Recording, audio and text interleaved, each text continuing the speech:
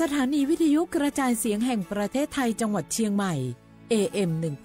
1476 กิโลเฮิรตซ์สถานีวิทยุภาคภาษาชาติพันธุ์แห่งเดียวในประเทศไทยที่มีความทันสมัยเชื่อถือได้สร้างอัตลักษณ์กลุ่มชาติพันธุ์สู่สากล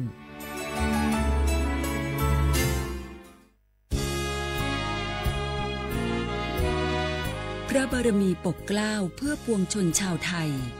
จากพระราชกรณียกิจนานับประการที่พระบาทสมเด็จพระเจ้าอยู่หัวและพระบรมวงศานุวงศ์ทรงทุ่มเทพระวรกายทรงงานอย่างไม่เหน็ดเหนื่อยเพื่อประโยชน์สุขของประสบนิกรจากโครงการหลวงสู่การพัฒนาแหล่งน้ำส่งเสริมการศึกษาและด้านสาธารณสุขที่มุ่งเน้นการพึ่งพาตนเองและการพัฒนาอย่างยั่งยืน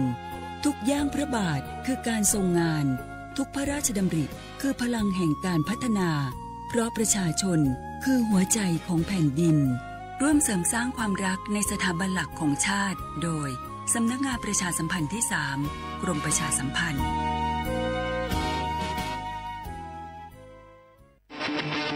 ในยุคที่เทคโนโลยีก้าวกระโดดโจรออนไลน์ก็ก้าวตามมาติดสื่อออนไลน์เปรียบเสมือนแหล่งข้อมูลชั้นดีของโจรออนไลน์เราควรใช้สื่อออนไลน์ด้วยความระมัดระวังและป้องกันตัวเองจากโจรออนไลน์ด้วยคาถา3อย่า 1. อย่าโหลดแอปจากแหล่งอื่นๆที่ไม่ใช่ App Store หรือ Play Store 2. อย่าแอดไลน์คนที่ไม่รู้จักหรืออ้างเป็นเจ้าหน้าที่หรือหน่วยงานต่างๆไม่ว่าจะเป็นจากรัฐหรือเอกชนและ 3. อย่าสแกนใบหน้าหรือให้ข้อมูลส่วนตัวในแอปที่ไม่รู้จักเด็ดขาดที่สำคัญควรท่องให้ขึ้นใจว่าธนาคารจะไม่แนบลิงก์ทุกประเภทผ่าน SMS และอีเมลรวมทั้งไม่ส่งลิงก์ขอข้อมูลสำคัญผ่านช่องทางโซเชียลมีเดียยกเว้นกรณีลูกค้าร้องขอด้วยตัวเองเท่านั้นด้วยความปรารถนาดีจากสำนักงานประชาสัมพันธ์ที่ 3 กรมประชาสัมพันธ์ฝนตกหนักน้ำท่วมภัยธรรมชาติที่เราหลีกเลี่ยงไม่ได้แต่เราสามารถเตรียมตัวให้พร้อมเพื่อความปลอดภัยของทุกคนในครอบครัวได้ก่อนน้ำมาเตรียมตัวให้พร้อมเก็บของสำคัญขึ้นที่สูงเช่นเอกสารสำคัญเงินสดและสิ่งของจำเป็นอื่นๆและถ้าหากบ้านอยู่ในพื้นที่เสี่ยงให้ติดตามข่าวสารจากทางราชการอย่างใกล้ชิดเตรียมไฟฉายแบตเตอรี่สำรองวิทยุสื่อสารและยาสามัญประจำบ้านไว้ให้พร้อมและอย่าลืมตรวจสอบเส้นทางอพยพที่ใกล้ที่สุดด้วยขณะเกิดน้ำท่วมอย่าเดินฝ่าน้ำที่ไหลแรงหลีกเลี่ยงการสัมผัสกระแสไฟฟ้าและหากต้องอพยพให้ปฏิบัติตามคำแนะนำของเจ้าหน้าที่อย่างเคร่งครัดเมื่อภัยผ่านพ้นตรวจสอบความเสียหายของบ้านและทำความสะอาดเพื่อป้องกันโรคที่มากับน้ำท่วมเตรียมตัวให้พร้อมก่อนภัยมาถึงเราจึงจะปลอดภัยด้วยความปรารถนาดีจากสำนักงานประชาสัมพันธ์ที่ 3 กรมประชาสัมพันธ์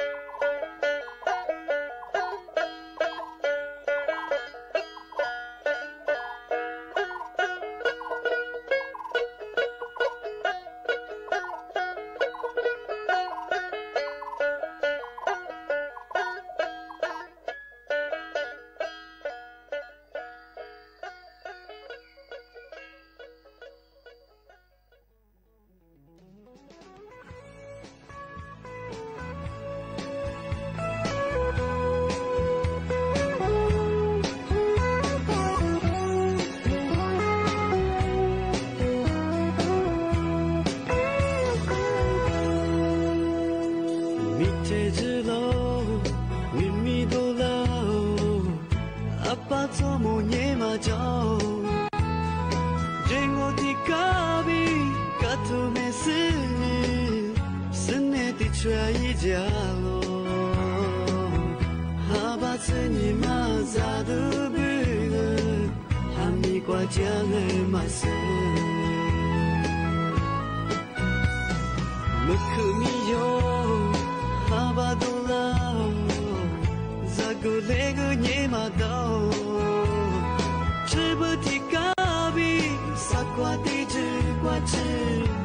这么挂一挂掉，咋挂嘛？一你家的家的爱马色，天子好吧，没出吃辣的，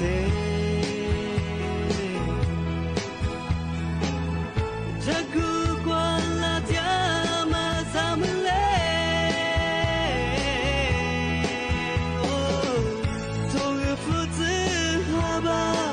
是拉你，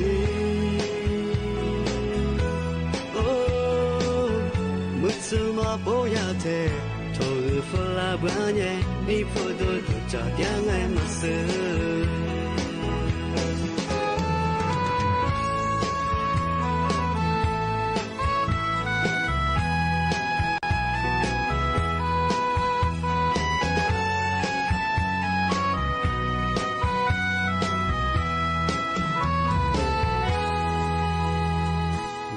知道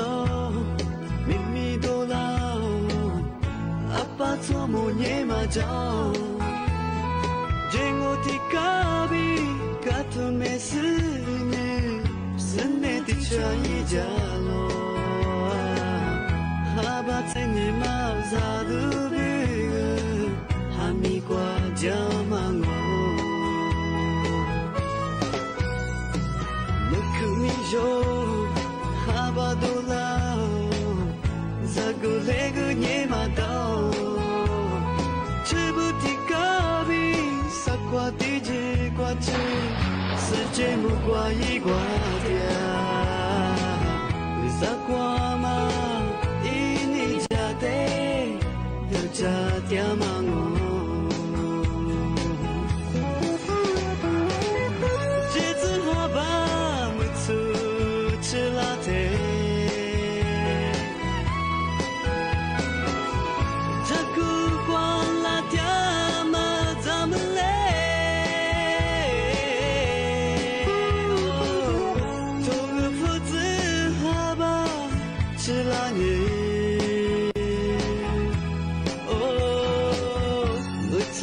不要的，头发拉不耶，你不多加点爱马色。不错嘛，不要的，头发拉不耶，你不多加点嘛我。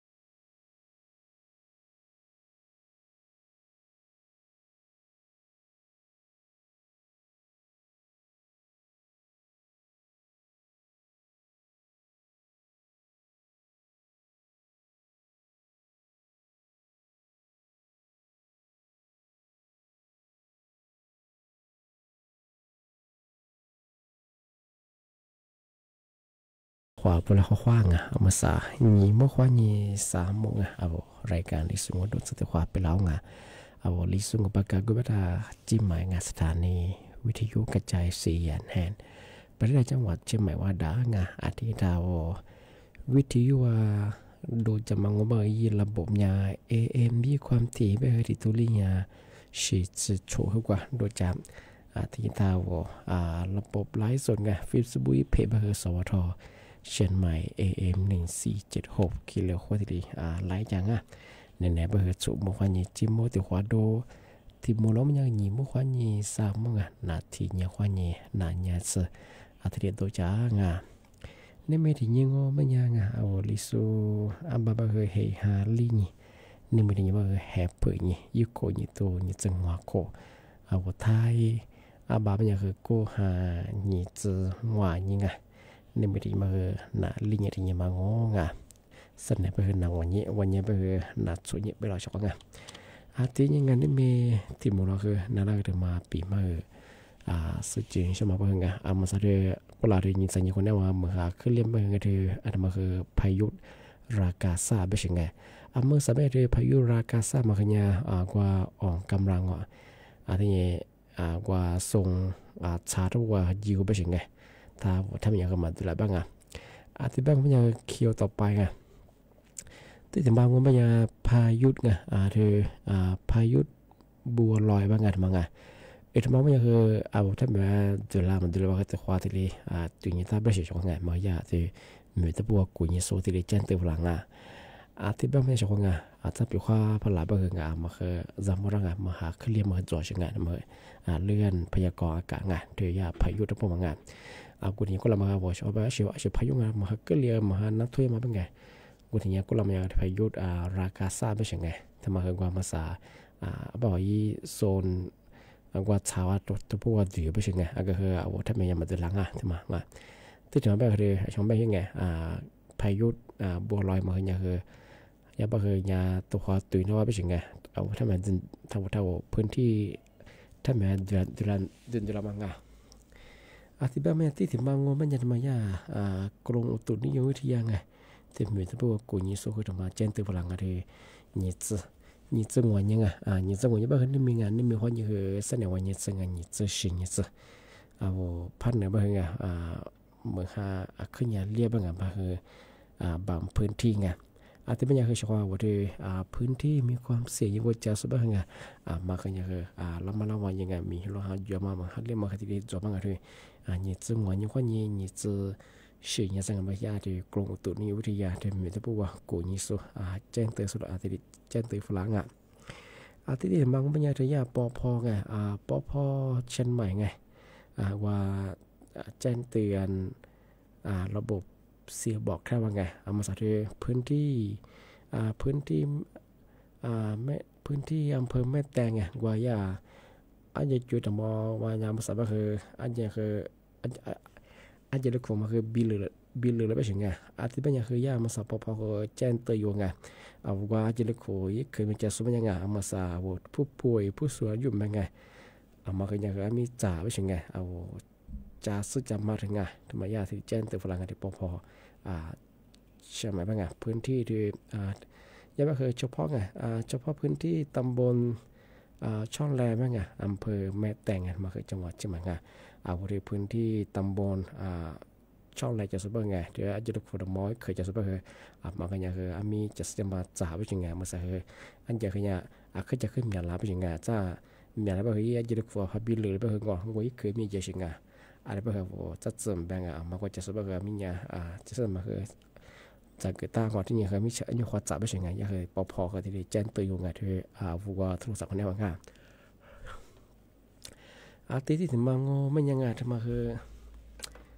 ทำไมปีมาเช่นนั้นไงทำไมยาบ่หอ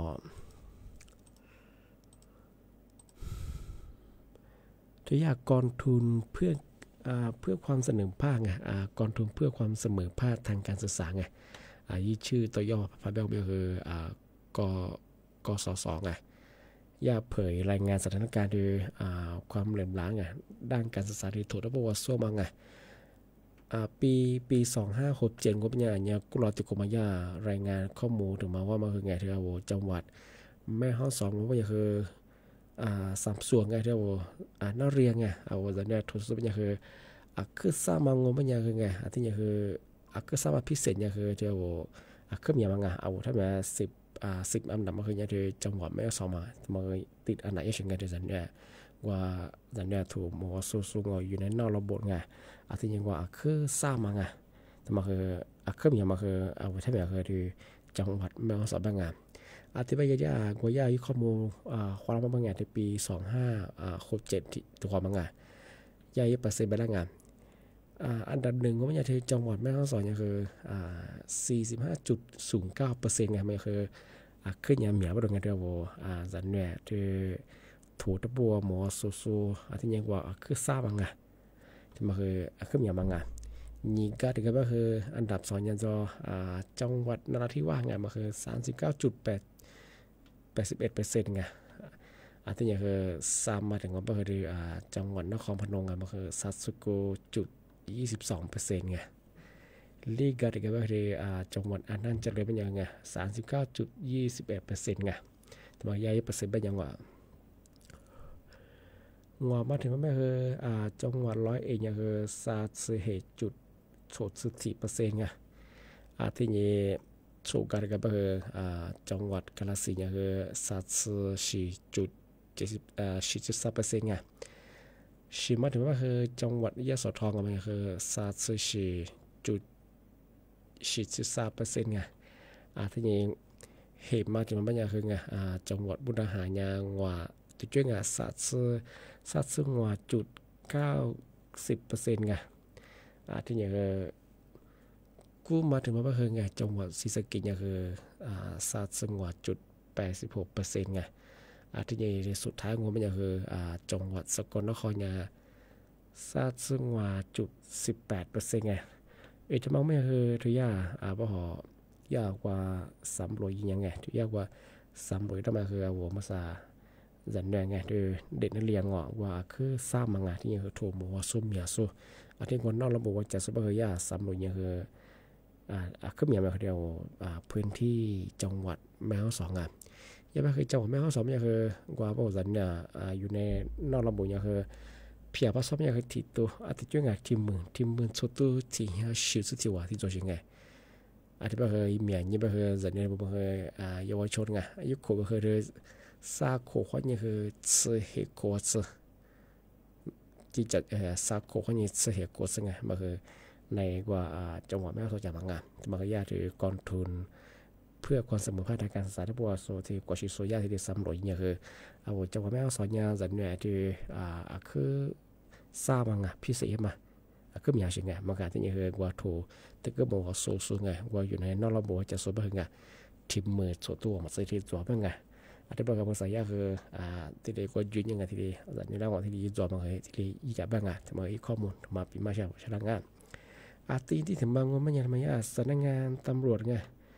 สำนักงานตำรวจมาแจ้งเตือนฝรั่งความมาสายเบอร์กลุ่มมิจฉาชีพว่าแทบจะสุดแล้วว่าต่างประเทศเอาโคตรเต็มมาคือไงยึดเพจมาช้าอย่างที่ได้รัศมียังมาคือตัวชิงไงที่ว่าที่ยากกลงแรงงานคือถือว่ากูนี่ตัวสายมันยังคือยังคือมาคือยัง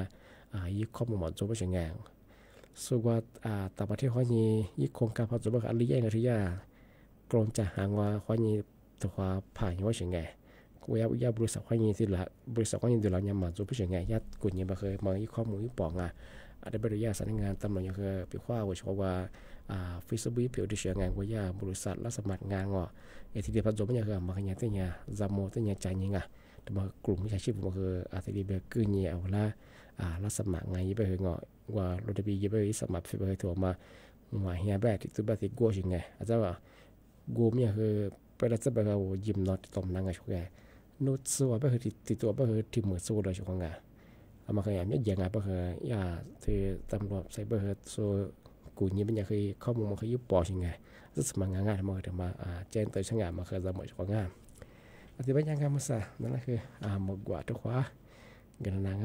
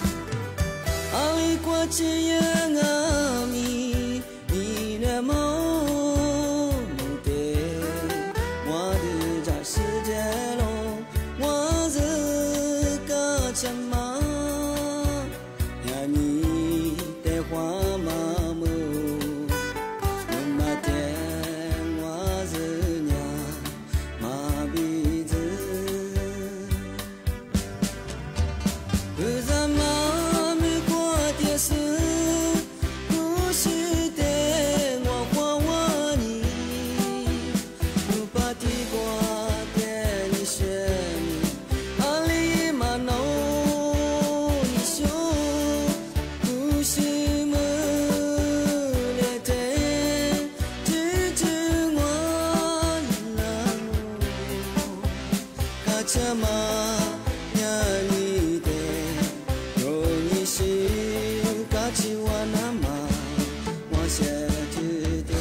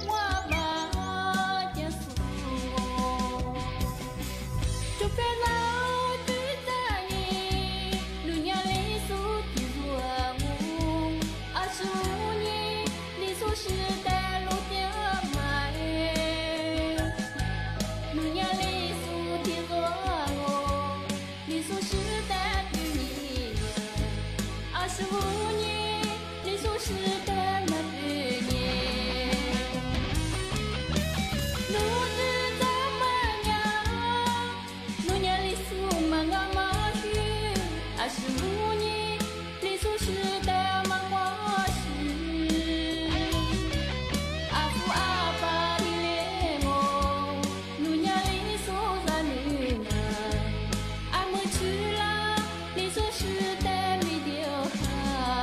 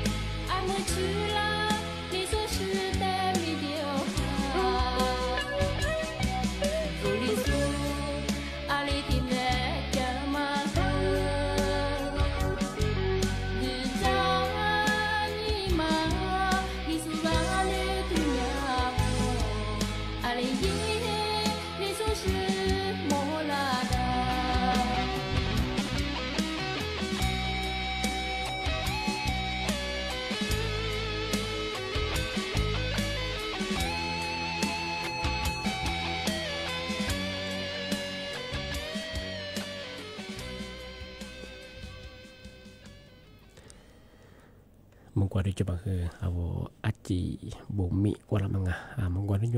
qua đi cho bằng thì libya chứ avo liso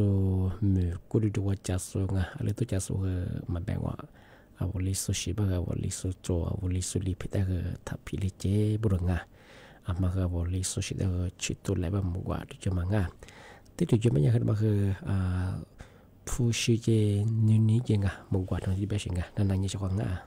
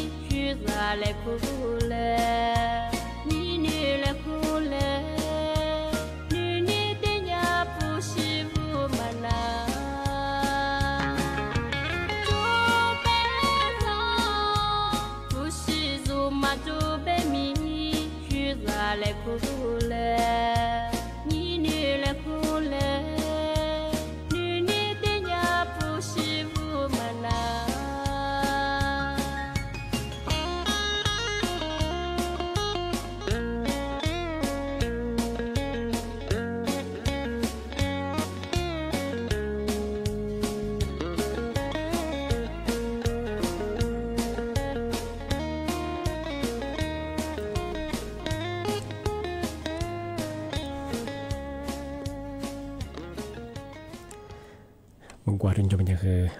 ผู้ชื่อเจนึนี้จีบมังอาชาวจีบมังผู้ชื่อมันจะมันคืออาชีจะคือยังมาเพื่อมาเปียบรุงในผู้บ่าวมีสุดก็คือนึนี้ไม่คือวุ้นนาบรุงผู้ชื่อมันจะผู้บ่าวมันจะคือชื่อจะแล้วหัวงอยิ่งจะแล้วหัวมันกว่าจะมังเมื่อสายเห็นยี่บ้านโนผู้บ่าวพอจงมันยังโนนึนี้คือวุ้นนาชิงagak hingga banyak no puba pushi pagulengo banyak nunin mah dalam mata jauh ngah tempat mangwa nunin tu mama be no puma jauh sebenarnya nuya mangwa jauh ni mangga etin sama ban puba ambil sejauh nya nunin tempat no alia woman nasi ngah lalu banyak masih ngah awal lalu puba terbuat meh hesu tu ngah puba jauh nu puba jauh apa peti ngah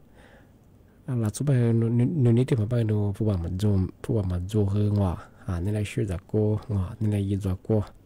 phụ bà là mà tùy chuyện nghe nếu ní tiêu hoa chuyện nghe bao giờ nếu ní thì sao bây giờ khi khoa sang hay bao giờ ผู้บาดจดมังงาผู้บาดจดกันนู่นนี่ที่ชีวิตคนยาวความมือเหี้ยว่ามังงาทำไมแต่มาปีมาเช่าชุดงานตีนี้ถึงมาโง่เป็นยังไงทำไมอาชีพเราบอกเขาว่ายากันนั่นยังฟละยาแบบกว่ายาที่ปอพอว่ายาโซบททศวรรษแจ้งเตือนอยู่ฟลังไงที่เสียวบอกแค่มังงายาแบบเลี้ยหอดซออะไรเงี้ยเลี้ยหอดไหนเนี่ยยาเวลาที่เลี้ยแจ้งเตือนฟลังมังงะแผ่นดินไหวมาเลยชิตบุบังงะว่าทำไมเป็นไม่ใช่ไงเยอะว่าที่มังมันยังจะปีข้าวแผ่นดินไหวมังงะว่ามันจะมาถ้ามีคนเนี่ยมีพัดเรื่องมันยังไงยี่ขนาดยี่ดูจ้ายี่ความแรงมันคือ4.0 ลิตรไงขึ้นไปว่า4.0 กับพวกเดียวไม่เอายาทีเลยแจ้งเตือนเยอะเช่นอย่างว่าโทรศัพท์คนนี้ว่าอีข้อความเตือนพลังงานมันคือปีข้อเดียวพื้นที่ถ้ามีคนได้ไงด้วยมีชื่อเรียกว่าเมื่อพัดเดียวมันยังยาทีเลยแจ้งเตือนบ้างไง4.0 ไงมายี่ฝุ่นจ้าตีที่มันก็ไม่ใช่คือปีขว้างที่ถ้ามันมาเจอกันว่าถ้ามีเขื่อนกว่าสู่ประเทศเพื่อนบ้านไงปีขว้างหรือเป็นมาดูประเทศกัมพูชาดูประเทศกว่าเวียดนามนะพวกที่ถ้ามีกันจะว่าจาว่ามีพอเรื่องมันยังยี่ขนาดยา0.6 ลิตรไงที่กับว่า0.6 กับพวกพัดเดียวมันยังคือทีนี้แจ้งเตือนเยอะไปถึงไง0.น่าค่อยอย่าละบางอย่างมาแจ้งเตือนยังไงทำไมยาทีนี้ไปถึงไงที่ถึงมาก็มันยังคือกว่าถ้าเหมือนกับว่าแผ่นดินไหวด้วยน้ำทะเลไงอันดามันไงยี่ขนาดก็คือเนี่ย0.ไงจุดไง7ไง4.0 ลิตรไงกับพวกเดียวเขากับพวกเดียวก็คือยาทีนี้แจ้งเตือนเยอะบ่หรือไงที่4.0 นักข่อยแล้วก็มาเจอตัวยังไงที่จะมาไม่เคยมาคือครึ่งไงครึ่งสึนามิไงขนาดใหญ่ไม่ใช่ไงครึ่งสึนามิก็ไม่ใช่คือปีกว้างไงแผ่นดินไหวมากไงแผ่นดินจะนั่นที่เรียกว่าอันใดมาว่า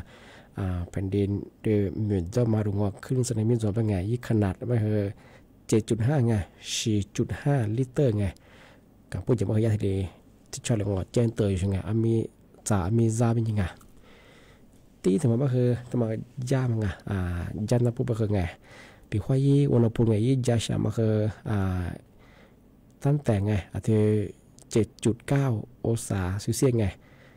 เขาพูดอย่างเราคือยาทีก็เถียแจ้งเตือนยังไงทศวรรษตีถึงมาว่าอย่างเกินมาคือภัยจัดไงปีข้อที่ฝุ่น PA ไง PA 2.5คือปีข้ออากาศมาคือก็มาค้างมลพิษไงยืดโดดขึ้นไปอย่างบ้างไงอยู่ในระดับที่70 จุดไง75ไง75 จุดไมโครกรัมไงต่อลูกบาศก์เมตรไงมากับผู้หญิงบริยาทีแจ้งเตือนเหยื่อบุรุษงาที่ทำมาว่ามันยังคือมาคืออดทดกับภัยไงว่าบ่หอรับบัตรเจ็บว่าอย่ามาดินถล่มย่ามาเนาะมึงหาเลี้ยมาตะโป้งไงทำมาคือบางพื้นที่ปีข้อทีคือบัตรวิทยาทีแจ้งเตือนไปถึงไงทำมาคือยาปอพอในแบบฝรั่งปีข้อจะเหมือนจะระบบวางอะไรอย่างเงี้ยแผ่นดินไหวมาดูที่สึนามิแบงไงอะไรอย่างเงี้ยน้ำท่วมไปถึงไงคือภาวะวิทยาก็ที่แจ้งเตือนไปถึงไงอีขนาดมันอยู่จางไงจะมาปีมาเช่นไงอะไรแบบยังไงนี่เนี่ยไงมาสาคือไงนะปีมาคือนี่ไม่ถึงมุลคือไงหยิบมุขยี่สามมาคือเวลากุลาด่างไงว่าเขาได้ปีมาที่แหลมจงไงอันนี้มาคือเส้นแรงไงชมมุขยี่เจมวัดความมันละกว่าไงว่าเขาได้วิทยุนาจะสู้ไงอะไรสวัสดีสุดเลยคือบุโมไงว่าเขาได้ไงอาทิตย์ปัญญาสั้นในไงชมมุขยี่เจมวัดความมันละกว่าไงว่าสวัสดีครับ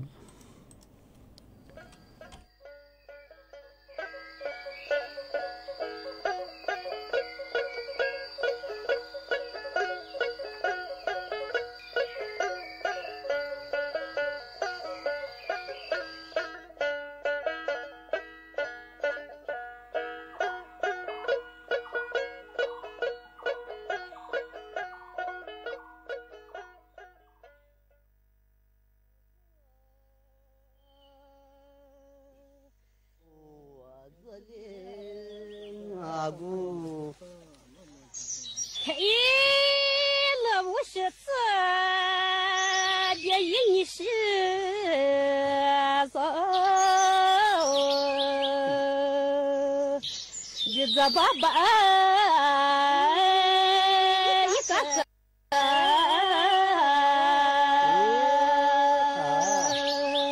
那你是怎么事？我也。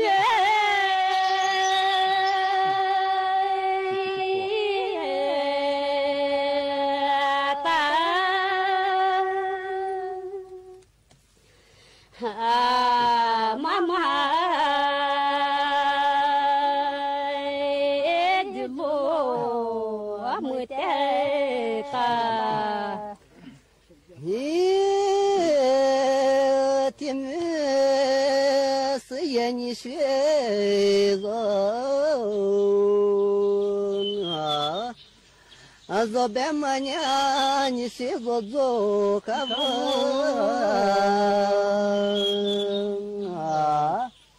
马子，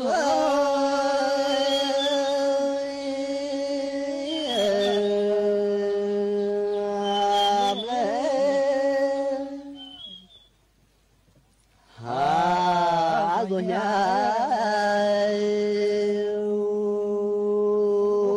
可都马上来。可我马子。你是走，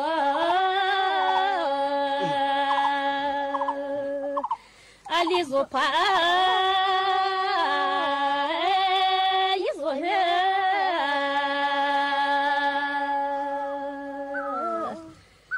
马过。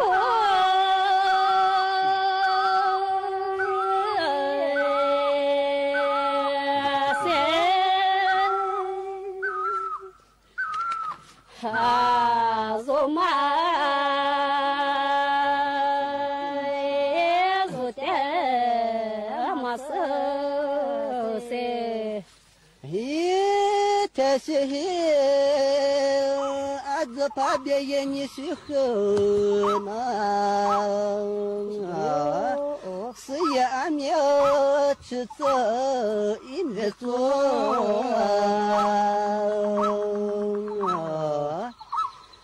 你是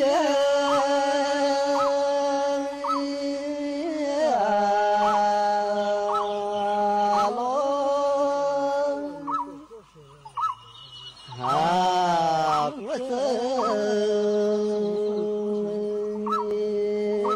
你做也是老。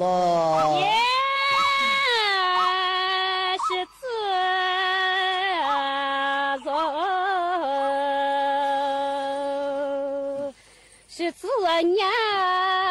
上了100个，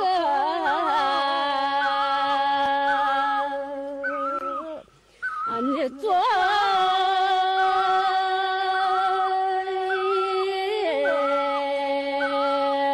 官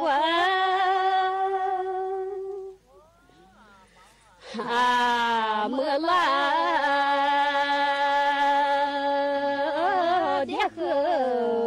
你做啥？年年路天没你学着这次我撒起心里年年一没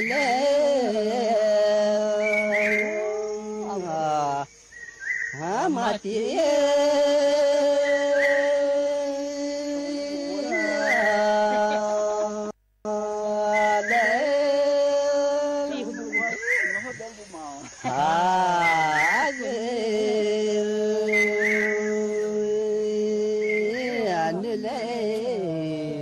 马登来，耶，那我别一说，那你是别那天里一直在。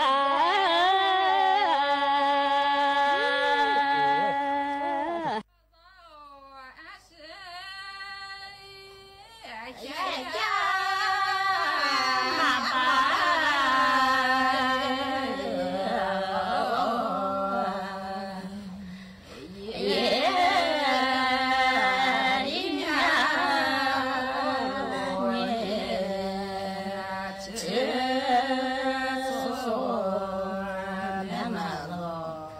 谢家真你啥头啊？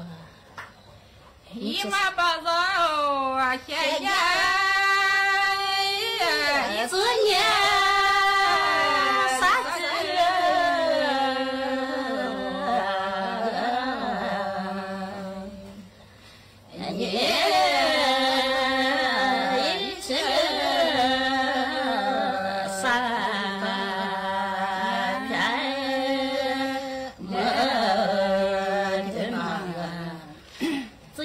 弄色十片的弄过，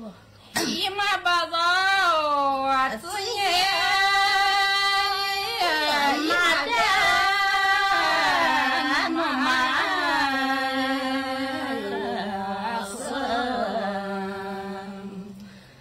三片嘛的。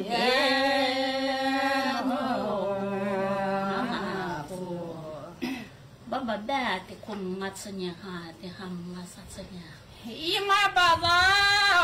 啊，爸爸的空。